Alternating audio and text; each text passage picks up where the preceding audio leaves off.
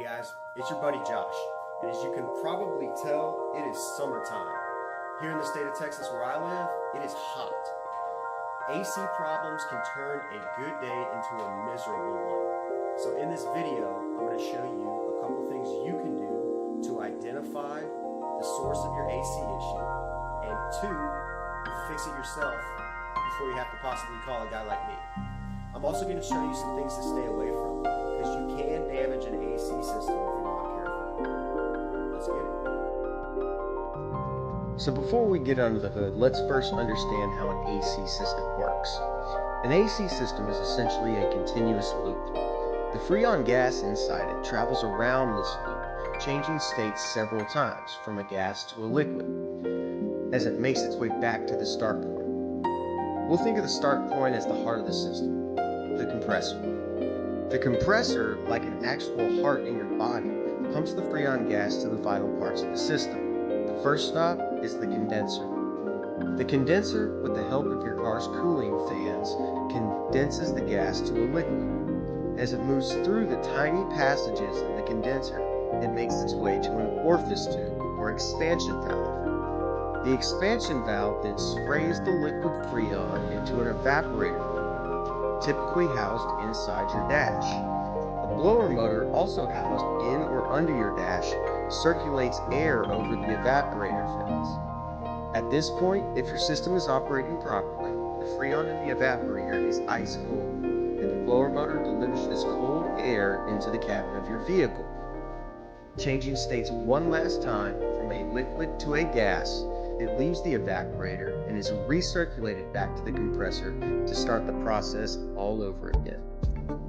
It's important to understand freon does not actually blow into the cabin. It stays isolated in the system.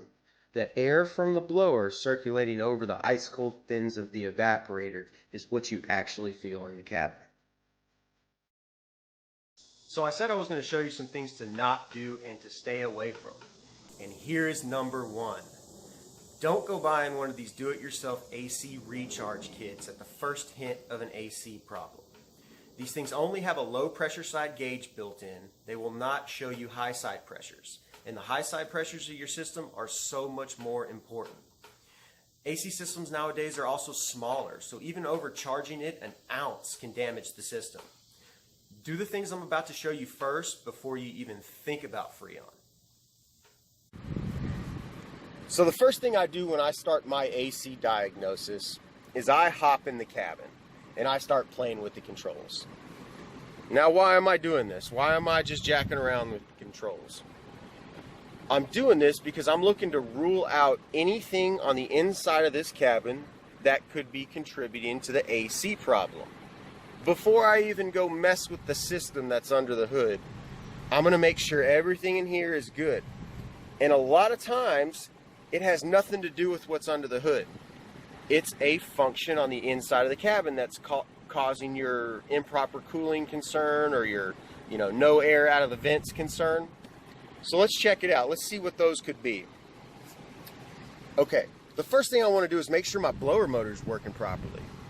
So I'm going to cycle it through every single setting. This appears to be blowing high at the high speed, low at the low, and gradually steps up at every in-between setting. So that's good. Guys, if you have an issue with no air coming out of the dash, it has nothing to do with what's under the hood. That's the sole responsibility of the blower motor, which is housed typically behind that glove box or under that glove box. So check that out. If you don't have any air, look at your blower motor. The next thing I'm going to do is check my air blend function, my cool to hot blend function. I'm going to step it up from cool to hot and just make sure it corresponds properly and, get sauna-like at the heat setting. If it doesn't, if it, say, blows hot, on the cool setting, and as you step it up, it just stays blowing hot, it doesn't get any hotter, well, then you might have an issue with your actuator, with your blend door actuator. This switch controls an actuator, which is housed behind this glove box in your dash. That actuator controls blend doors that open and close and blend cool and hot air together to produce the desired outcome out of your vent. If those actuators go bad, well, you'll have an improper cooling problem. Typically recognizable by this switch not working the way it should. So check that. And here's what one of those actuators looks like. You see that green clip in that white box? It's kind of hard. I've got minimal light here, but right there, that's an actuator. And they're usually in this location right here.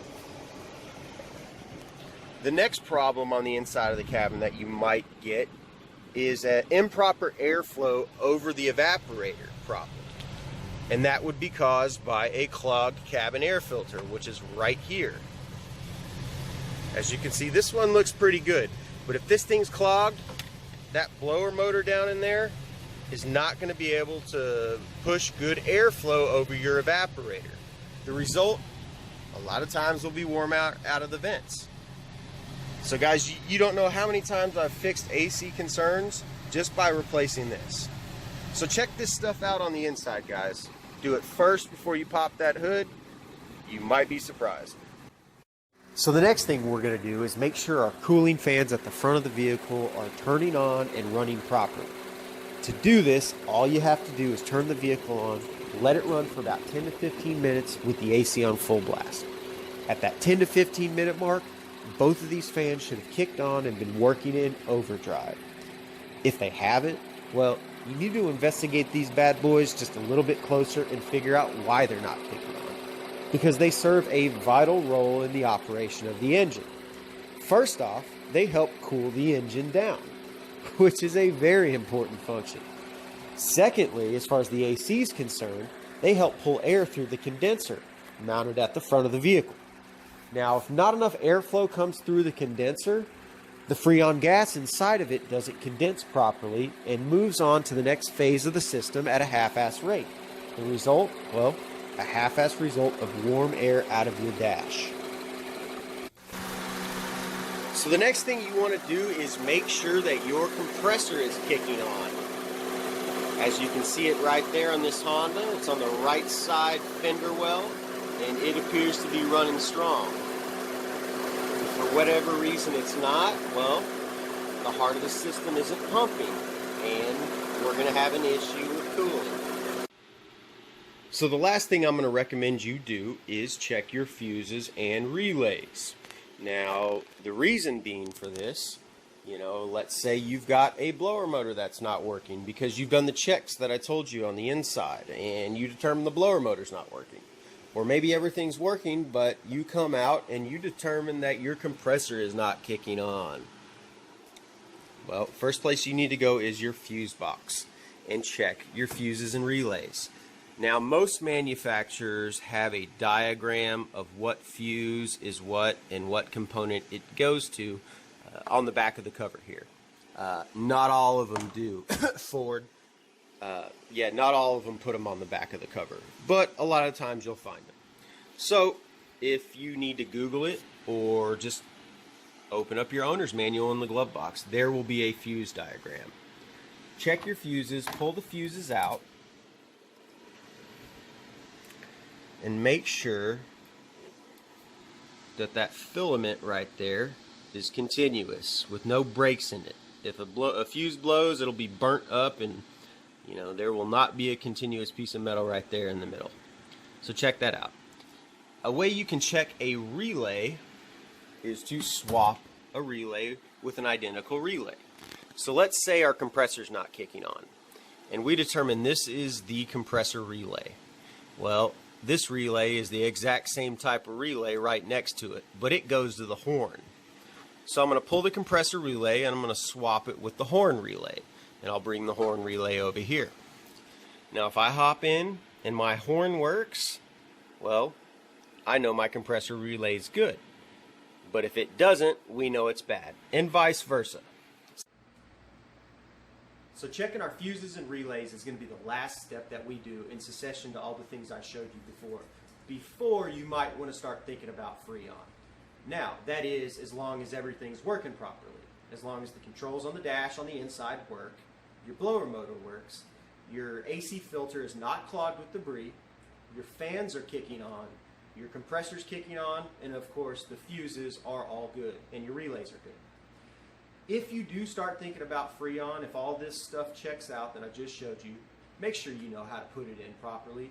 Get you a good set of AC gauges and really read up or watch up via YouTube on how to do it properly. You'd be surprised though how often freon just isn't the issue. A lot of times it's a combination of all those little things that I just showed you in the video.